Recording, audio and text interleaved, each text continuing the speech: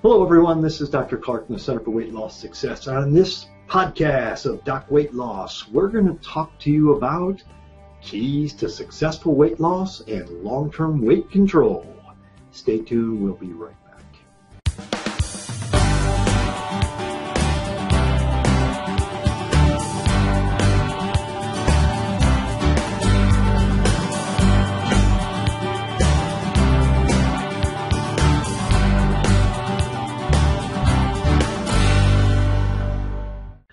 Welcome back, everyone. This is Dr. Clark again from the Center for Weight Loss Success. And on this podcast, we're going to talk again about keys to successful weight loss as well as long-term weight control.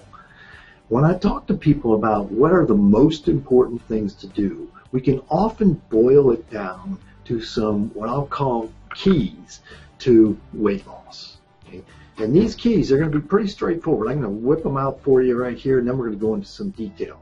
There are 6 keys to successful weight loss and long-term weight control, and they have to do with eating, drinking, vitamins, sleeping, exercise, and then that broad category of personal responsibility. All right, so let's go into a little detail here then. First, we'll start out, the first key is eating. All right, when we think of eating, you need to think protein first. Okay? Protein is probably the most important nutrient. We cannot survive without it. It also tends to be very satisfying. It's harder to digest, which means that it will increase your metabolism. And subsequently, protein can increase a couple of hormones that help you with weight loss, and that's growth hormone and glucagon. Growth hormone, obviously as adults, we don't make that much growth hormone, but if we can optimize what we do make, it's going to help you because it helps you preserve lean body mass and helps keep your metabolism high as possible. Glucagon's the opposite hormone of insulin. Insulin is one of those hormones that tells your body to store fat. When you think of insulin, its main job is kind of controlling blood sugars. Helps keep blood sugars well controlled. That's true. Unfortunately, insulin also tells your body store fat. So glucagon's kind of the opposite there. Glucagon tells your body mobilize the fat. All right, so protein, very important as far as the eating goes. When we think of eating, I like people to think of in a structured pattern. The pattern of eating, I guess, is where I'm going. With a pattern of eating, what I mean is 3 meals a day. 3 meals a day plus minus a snack. So we have meals. Most important meal is breakfast. Get a good protein start to your breakfast, just like your mom told you, okay? And then you should have about 5 to 6 hours between meals. So if you're having breakfast early, 7, okay, 7 in the morning, then you have lunch about 1, then you have dinner around 6 or 7, yeah, okay. So you're having 3 meals a day, and then plus or minus a snack in between. And this should be a planned snack, which means then you're eating about every 3 hours. Now that does not mean you're eating 5 or 6 meals. I like the mindset to be 3 meals a day, breakfast, lunch, dinner, about 6 hours apart, then potentially a snack in between, again a planned snack. No one has ever starved in 3 hours. So if you think you need to meal more often than that, you are mistaken. Okay, so good pattern, protein start your day, good pattern of eating, and then the concept of eating. The concept of eating needs to be how little can I eat and be satisfied, not how much can I cram in there. The difference between those two things is about 20%, which is often the difference between losing weight really well and not losing weight, or weight maintenance and gaining weight. All right, so that's eating. Key number 1. Drinking. All right, we can't survive without water. Water is the best thing to drink, right? So, you should be drinking water potentially all day.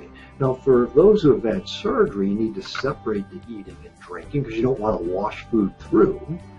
And you can also use that concept of water loading. Water loading meaning that, okay, it's not time to eat. If I drink something a little more and a little faster than what I normally would, you'll be full. It won't last very long, but it can often help with kind of preventing that snacking when it's not time to eat. Okay? So drinking, yes, stay hydrated. Again, water is the absolute best thing. When people ask me about, oh, can I have diet sodas or other kind of other type of things, well, you should keep them to an absolute minimum, because there's nothing in either regular sodas, diet sodas, fruit drinks, flavored sodas, anything that has a bunch of artificial sweeteners in it. There's nothing in there that's beneficial for you. So water is the best thing to drink. All right, so those are the first two keys: eating, drinking. Third one, vitamins. I think everybody ought to take a good multivitamin. Okay? When we're in calorie restriction, which is basically a diet, okay? So we're restricting calories, we're often taking in less food. And so subsequently, just about everybody could use a good multivitamin. Now, having said that, I often encourage people to take actually a little more than a multivitamin. So what I call the first tier of things you ought to take. Multivitamin is number one, and right behind that is essential fatty acids. They're just good for you. Okay? Everybody ought to take them. They can help with muscle function, nerve function, how I think, how I feel, help with cholesterol problems, a lot of different health problems. They can help decrease inflammation. So there are lots of good reasons. Essential fatty acids help you on multiple levels. And then many people, I'll call second tier, is okay, B vitamins, extra magnesium. Most people could use extra like magnesium. Potentially vitamin D. About half the American population is deficient in vitamin D. And so, yes, those can be other things. And potentially a few other supplements depending on your situation. All right, so eating, drinking, vitamins. That's 1, 2, and 3. Number 4, sleeping. Okay, our most successful patients get good quality sleep. And they get about 7 hours or so of sleep. So if you're not getting good quality sleep and you're not getting a good 6, 7 hours of sleep every night, this is not going to help you in your weight loss plan or your weight maintenance plan. Whenever we get poor sleep, we need sleep to recover. We need sleep to recover from the day. And our metabolism slows significantly, and that's how we recover. If we don't get good quality sleep, either due to some type of sleep disturbance, whether it be sleep apnea versus just poor quality sleep, then cortisol levels stay elevated. Cortisol levels stay elevated, we have a hard time losing weight, easy time gaining weight. So getting good quality sleep is also very important. So that was key number 4. So eating, drinking, vitamins, sleeping. Next, number 5 is exercise. Exercise is extremely important during a weight loss plan, but it's even more important during weight maintenance. Now, people often think exercise is going to help them lose weight faster. It almost never does. Okay, people are sadly mistaken to think, oh, we're going to start exercise, now lose weight a lot faster. Almost no one does. Exercise is very important because it helps you preserve lean body mass. If you preserve lean body mass, you're going to keep your metabolism high as possible. The simple concept there is that a pound of muscle burns a lot more calories in 24 hours than a pound of fat does. So the more lean body mass we have, the higher metabolism is. The better trained that lean body mass is, the higher metabolism is. So exercise is extremely important during weight loss, even more important in weight maintenance, but again, not because it makes you lose weight faster. It helps you preserve lean body mass, keep your metabolism up. The best exercise for preserving lean body mass, keeping metabolism elevated, is weight training.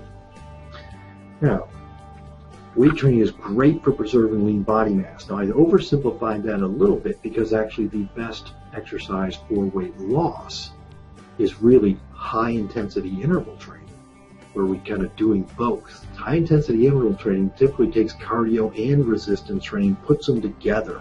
You can only do it in very short spurts, but it is probably one of the best ways to actually help with weight loss, though. All right, so the first 5 keys, and again, eating, drinking, vitamins, sleeping, exercise, and that last one, personal responsibility. No one can do this but you. You have to decide, is this something I'm going to do? And weight loss is hard. Weight maintenance is even harder. So it's your responsibility. We can help you, and I'd love to help you, but we can't actually do it for you. You have to make that decision of, I'm going to make these changes in my life. No one else can do it for you. All right, there you have it. The simplified version, Dr. Clark's keys to successful weight loss and long-term weight control: eating, drinking, vitamins, sleeping, exercise, personal responsibility.